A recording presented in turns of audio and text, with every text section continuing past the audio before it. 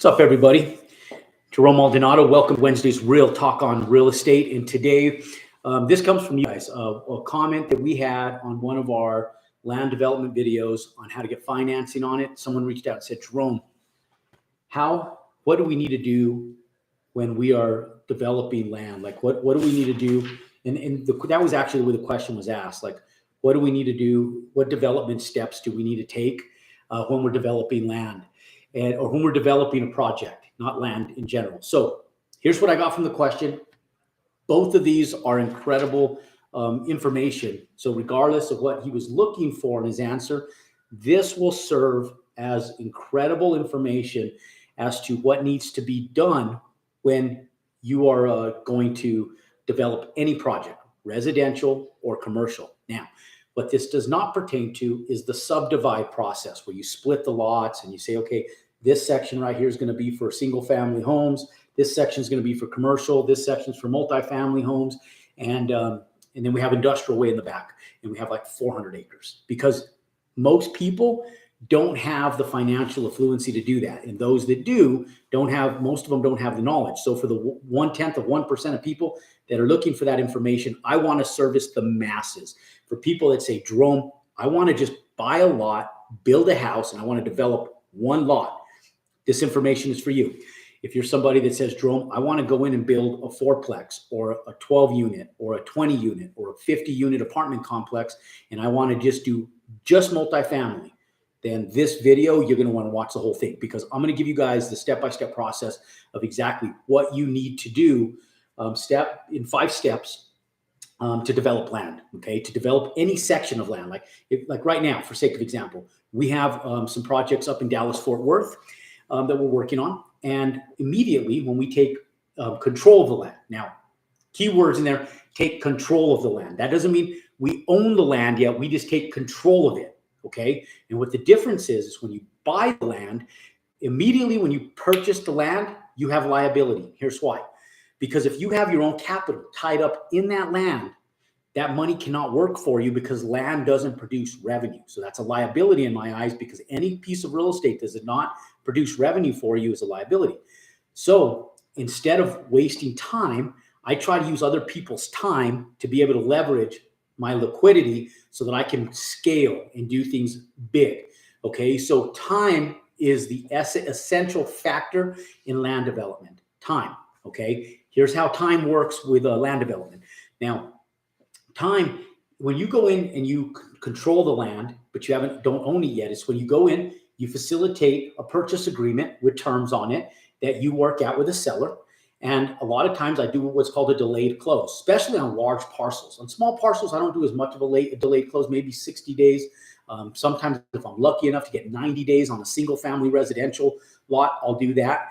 And I'll take advantage of all 90 days. And if I can do on a commercial project, a 6-month delayed closing, I'm blessed, right? If I can do a 1-year delayed closing, even more blessed, okay? And here's why. Because commercial development is a lot more involved in residential because there's more engineering that needs to be done in order to go in and get your permits. Now, the whole key behind all of this is getting to a place where you can get the permits, and that's what I call a fully entitled lot that can now be developed because the city has approved those permits or the municipality, and they say, it's go time. We allow you to go ahead and start moving forward on your project. Now, second thing that happens is the banks have something that they can appraise and essentially, as it gets built, collateralize to be able to lend you money on. And that's important too, right? Everybody says, Jerome, I don't have money. I said, I know, most people don't. So here's how you do it. You work on the entitlements, you go get the money, and now with those prints. So how do you get there? That's what today's video is. 5 steps developing land. Doesn't matter if it's residential or if it's commercial.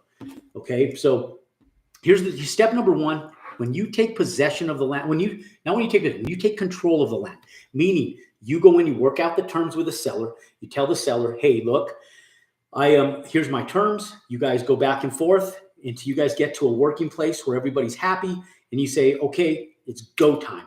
And so we're in a position right now, Ramez and I, where we're looking at a 115 unit single family home acquisition where we're purchasing 115 single family dwellings that is all under one portfolio.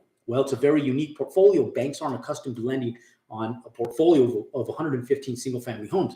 And the broker is a residential broker selling what's essentially, quote unquote, a commercial purchase, because anything over 4 units is commercial. And she wants like all this stuff from the bank. And I sat back and said, we're never going to get a purchase agreement. We're never going to get to a place where we can negotiate this. You need to get me your seller on the phone, because her seller, guess what he is? He's a banker. So this man who's the seller is a banker. So he's looking at it from a banking perspective in his mental eye, thinking, and then because he loves the asset because it's his, he's sitting back going, hey, it should be a no-brainer. This should be able to get a loan on it, no problem. That's not quite how the banks look at it. And so we haven't been able to take control of it. And so I told her, I said, you want me to jump through hoops, go get financial statements updated, have my accountants and CPAs jump through hoops, and have all my bankers jump through hoops to be able to get this guy just a qualification letter so that we can tie the property up? Let's tie the property up based on our personal financial statement. Then once we do that and we have control of the asset, then we'll jump through hoops to get to the end point, right? That's when it's go time. So I don't spend a lot of time doing due diligence, just necessary due diligence initially. But once I take control of the asset, meaning I have a purchase agreement that we can control the land, we have it tied up. So we're first in line. We have it tied up and we have a closing date. Now I go to get to work, because once that closing date hits, I want to take advantage of all that free time. So what do you do in that free time with development? Some of you guys are sitting back going, Jerome, can you get to the point? Can you get to the 5 steps? Yes. Without this stuff, the 5 steps are worthless. This is going to save you guys money. Get this stuff done before you take control before you own the land. Do it when you take control of the land through your purchase agreement. Take advantage of other people's time and money so that you reduce your liability, and then do this stuff during that time period. That's why I'm hyper-focusing on this time thing, this whole thing about taking advantage of the free time before you close and start incurring liability. Because the day your liability starts is the day you take control of that land. Why? Because land is not income producing unless you're renting it. And if you're developing it, you're not renting it, meaning you have a liability that you have to service debt on. And so why not keep that money in your bank account that you're going to be servicing debt? I call it trash can money. Every time you pay a loan that you're paying interest, it's money in the trash can, right? So limit that. Account for it in your underwriting, but limit it. The least amount of money that goes in the trash can to interest, the more money that goes in your pockets, okay? So first step, when you take control of the land, the purchase agreement is signed, solidified, and delivered. And both parties have signed, it's go time. It is go time. So first question I ask, and I even asked this while we're working on taking control of the asset, I say, do you guys have a survey on the property? Okay, that's number one. Get a survey on the property, no matter how big it is, residential, commercial, get a survey. If they already have the survey, take that survey and then call the company on the bottom of the survey. Because on the bottom of the survey sheet, there's going to be a company name on there, and you can Google it, or they usually have their phone number. Just call them. And as long as they're still in business, you say, hey, you guys did the original survey on this and this address, or this and this legal description in this municipality, and you give them the file number or the survey number, or you just give them the mets and bounds from the survey. It's all on there. So all this stuff I'm talking about, it's all on that survey sheet. And you tell them, we need to get this recertified. It's been over 6 months. We just need to recertify for the bank. Typically, the seller pays for that, okay? So if they sell, they get it recertified, you put that in a purchase agreement, then that's free. But if you can get it in advance, then you can get to work. So then once you call them, I don't wait for the title company to order the survey. My office or myself, we call them, we order the survey immediately. Then on top of that, I order what's called a topographic survey, okay? So you need the regular survey of the land, marks the corners of the land. It can also be called an ILR, which stands for Improvement Location Report, which means that if there's dwellings on that land, that it gives you all of the improvements in their location on that report. And they do it like it's usually scale 30:1. They plat it on there, and then they put the dimensions and how far it is from lot lines, and it's used typically to scale. Not typically, it is to scale. Okay, now, so it's either just a rate, or on a commercial project, it's what's called an ALTA survey. Okay, residential usually for a regular boundary survey. Okay, so residential is called a regular boundary survey. Commercial is called an ALTA survey, or it can be called an ILR, an improvement location report. And then you're going to order at your expense what's called a topographic survey while they're recertifying. Get on their list to get what's called a topographic survey, and that tells you the lay of the land. So you'll see it where there's a lot of lines, and it tells the contour of the land, and then that way you can go to work with those contours to know what you need to do as far as dirt work to level the site for a house, a commercial building, or whatever it is.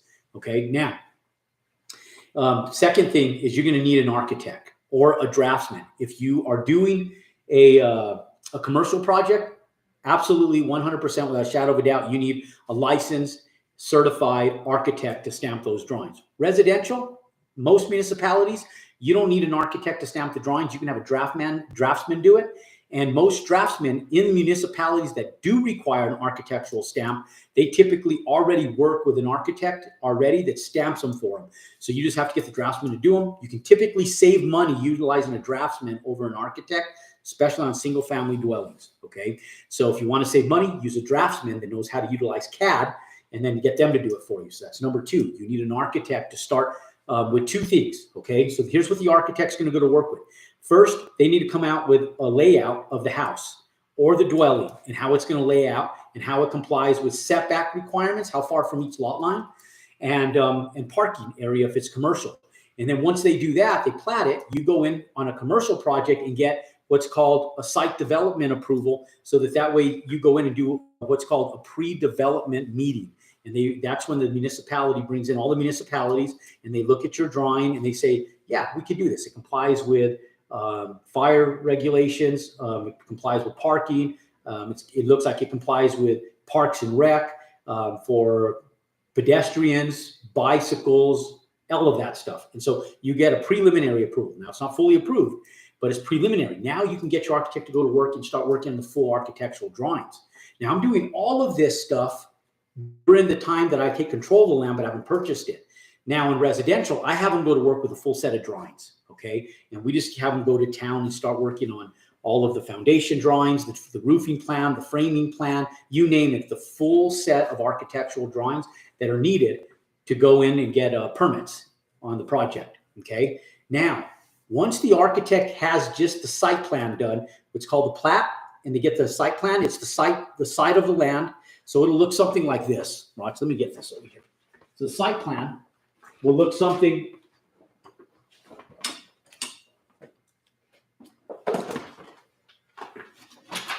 And I actually have a ton of plans in the other room. I should just go grab them, right? Let me just kind of give you an example real quick. Okay. So site plan. Okay, it's going to be in black and white. You're going to have, let's say the lot kind of sits at an angle like this. The lot comes down like this. A lot pies over like this. And let's say it kind of comes down and then comes over, okay? Which is not abnormal. They're going to be all kinds of different shapes. And then let's say that they put the house where the house has, this is the front, and let's say it has the garage right here. It steps back. Here's an entryway to the house. And then the house bumps out over here and then comes across. And let's say that this actually comes right here. Okay, so this is the house. These are our driveways. The driveway comes in like this into the house. And then it shows what this dimension is right here. And it'll say, let's say it's 20 feet. Let's say this one right here is 10 feet. Let's say this one right here is 30 feet. Let's say this one right here is 10 feet.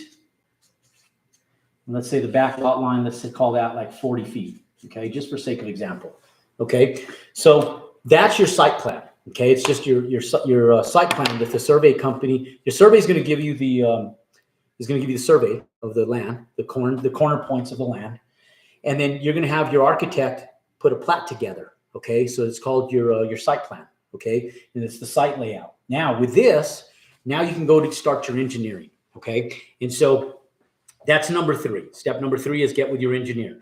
And so for residential, super simple. Most engineers, all you need for residential is typically you only need a civil engineer to do a grading and drainage plan that shows how the water is going to drain, either to the curbs and gutters on the street that already exists there, or on large areas and semi-rural and rural areas, they need to have ponds And so they may come in and say, okay, all the rainwater is going to fall off this side of the house and the back of the house.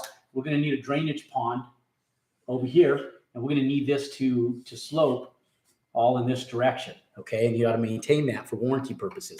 And so the civil engineer will put this type of stuff on the survey, on the engineering, the civil engineering. Now, some municipalities that are a little bit more affluent will require structural engineering as well, but most of the architects can do what's called the seismic and the seismic and bracing plan in the architecture, and then stamp and certify it, or they can get an engineer to do that as well. Okay, but most residential, a full structural engineer is not required. What's up, Tyler? How you doing, brother? It's always balls to the wall, Tyler. I know you're always busting as well. So look, ladies and gentlemen, commercial, I'm going to run through these real quick. I'm not going to hyper focus on all the engineering, but it's an undertaking in itself. Okay. So here's what's needed in commercial development that you want to get started immediately once you get the site plan back. Now, you want a structural engineer, but the structural engineer needs to know what is going on with the dirt work underneath it. So you need to first get what's called a geotechnical engineer. So the second you take control of the property, get a geotechnical engineer. The geotechnical engineer is also a civil engineer, but typically a different civil engineer. So you'll typically need two civil engineers. One geotechnical civil engineer that does the soil study to tell you if the soil is applicable to be able to build on. And then you'll need another civil engineer that's going to do your grading and drainage plan. Two different types of civil engineer. So you get a geotechnical engineer to shoot what's called proctors. You don't need to know all these technical terms. I'm talking fancy to make you guys think that I know what I'm talking about, and let you guys know that I've done this once or twice in my life before, right? Pound my ego a little bit. But I'm going over the terms because they're really the right terms for this stuff. But you don't need to know them right now. Just know you need a geotechnical engineer to do a soil study. That's it. That's all you need to know right there. And they go out, they do a soil sample. They tell you what you need to do for the base of that lot. Like you need to excavate 3 feet down, mill the soil, which means turn it, and then lay it back down with water in it and recompact it. And that's just to make sure that you have a structural foundation conducive for the commercial dwelling. Now, residential, you can do that. Most municipalities don't require it, but you can do it as an insurance policy. Typically will cost you someplace between $2,500 to about $5,000 to certify a geotechnical engineering for a single family residential home. About $2,000 to get the study done, and then about another $3,000 to certify it as your tractor guys go to work, turning the dirt down the road as you start the build. Okay, but initially a couple thousand. Now, so first geotechnical engineering, and then you take the geotechnical results, give them to your structural engineer. The structural engineer will say, okay, now we need this big of footings. We can do this type of stem wall, or we can do this monolithic slab, and then we can go vertical with this stuff. And then he shows the bracing and structural plan for the entire build all the way out. You're also going to need a mechanical engineer. The mechanical engineer does the heating and cooling system on commercial buildings to make sure that it cools to the right temperature and it isn't overloaded on too small of a unit or too big of a unit. And then the plumbing engineer is the one that does the pipe layouts and the plumbing engineering throughout the entire dwelling. Now, the mechanical and plumbing engineer cannot do their job without the electrical engineer, and the electrical engineer can't do their job without them either. So the electrical engineer needs the mechanical engineer and plumbing engineer so that they can call out how big of a unit they're going to need for the air conditioner and for the heaters if they're electric. And they also need to know what size water heaters they're using. So all of these trades are going to work together. Okay. So we pump all this stuff out to all of them and we get them to go to work. So you'll also need an electrical engineer. And then for most commercial projects, you're also going to need what's called a sprinkler engineer, which does your fire sprinkler engineering for the entire dwelling. Okay. Now, your civil engineer is the one that does your grading and drainage plan, typically works directly with the fire sprinkler engineer, because they do what's called the engineering on your underground.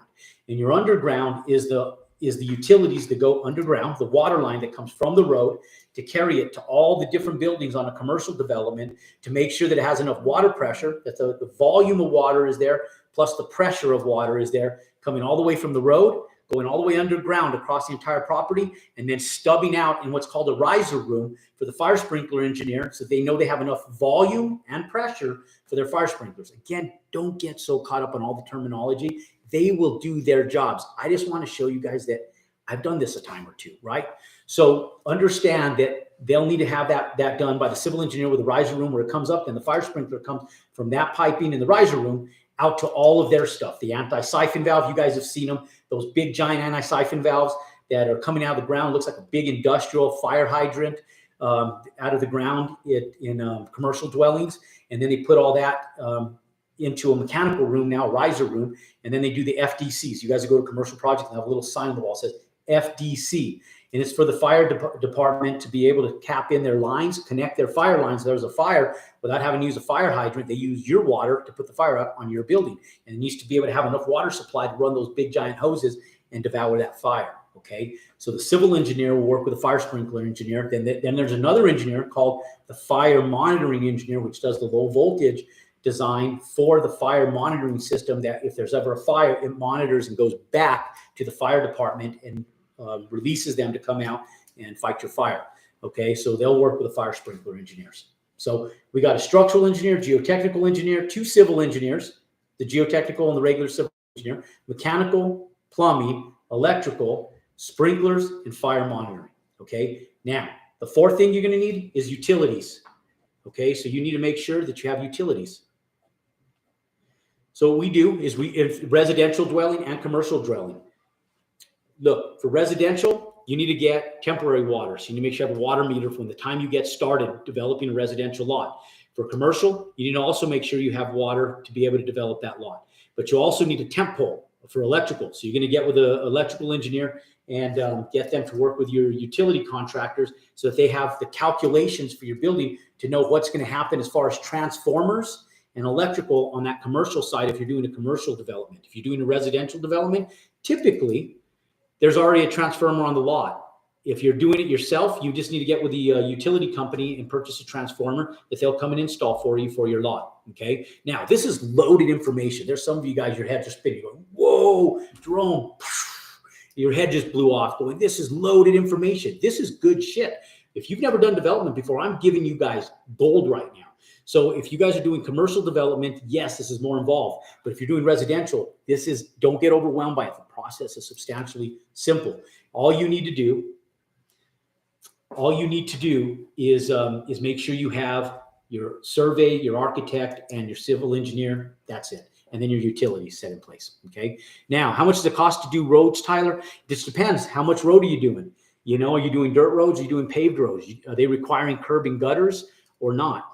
Look, if you've never done them before, do a small one. I recommend doing like a little 8 to 10 unit subdivision where you buy like a rectangular lot and you cut a road straight up the middle with a cul-de-sac at the end, and then do like 4 homes on each side of the road or 5 homes on each side of the road. Because then even if you have curbs and gutters, it's not that expensive. You're only doing one road right up. If you're doing this big, massive subdivision, you've never done one before, it's an undertaking, it's expensive, and there's a lot of liability in it.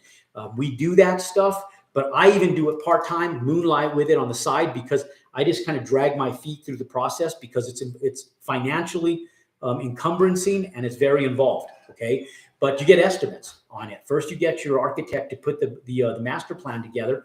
Then you have to go in, if you're doing that type of development, Tyler, you have to take it in, get city approval to make sure that the city development plant designers and their planners that work for the city or municipality approve it. Then you go in and get estimates on it. So a road can cost, there's variables, but typically asphalt for a road is about $4, $3 to $4 a square foot. So figure out your square footage. It adds up quick, hundreds of thousands of dollars typically. And if it's a big development, millions of dollars. So it just really depends. If it's a simple little deal, you might be able to pave one road for like $25,000 to $30,000. And if it doesn't require curbs and gutters, even better. But if it requires curbs and gutters, you might spend between the drainage system, the underground, the curbs, the gutters, the walkways, and the asphalt, $100,000 maybe for a small subdivision, with like 8 or 10 homes, 4 or 5 homes on each side of the road. So that's a loaded question though, Tyler. You got to go through the process that I'm talking about here in order to even be able to get prices on asphalt and roads. But just know it's not cheap. Okay. That's why I tell people, you're just starting, do it simple. Buy a lot that like you could divide in half and then the infrastructure is already there. If you have to put infrastructure in, it's a game changer. So you need to make sure that you understand the process and do little small ones first to learn the process. follow our content, understand the difference between the small developments, the big developments, and what's involved in them, just understand that that's an undertaking. So, but those, ladies and gentlemen, are what's needed. Now, once you get those 4 things done, the 5th thing you need to do is submit for permits. So number 5, you submit for permits. Now, you will not get building permits until you take ownership of the land. So now this is where you close on the lot. Once you get to permit stage, you close on the land, you take possession, and you go to permits. And now you can go to the bank as well, because now you have entitlements. You have all your engineering architect work. Now the banker can appraise it. You hand that over to Mr. Banker. They go to work appraising the property value based on performance, the potential based on other assets in that area, residential or commercial. They'll appraise other pre-existing homes, what they're selling for, and on commercial basis, they'll also go in and see what those are renting for, what the market rents are, what the viability is there a need? Do you have pre-leased tenants in there? Now they can put an appraisal together, and then based on that appraisal, you can get a loan. Now, I will tell you on commercial, in order to get a stabilized loan on it, you do have to have a certain percentage of that leased up so that they see that there's income viability on there. So with commercial, typically it's 2/3. If you're doing like commercial, retail, office warehouse, they want to see 2/3 of that building leased up. If you're an owner occupant, they want you to occupy a minimum of 51%.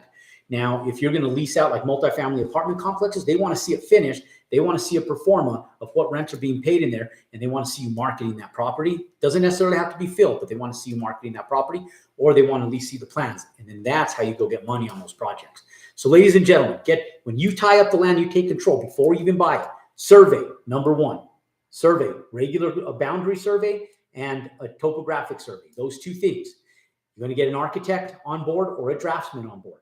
Number 3, engineers, all your engineers, commercial, all the list of engineers that I covered above.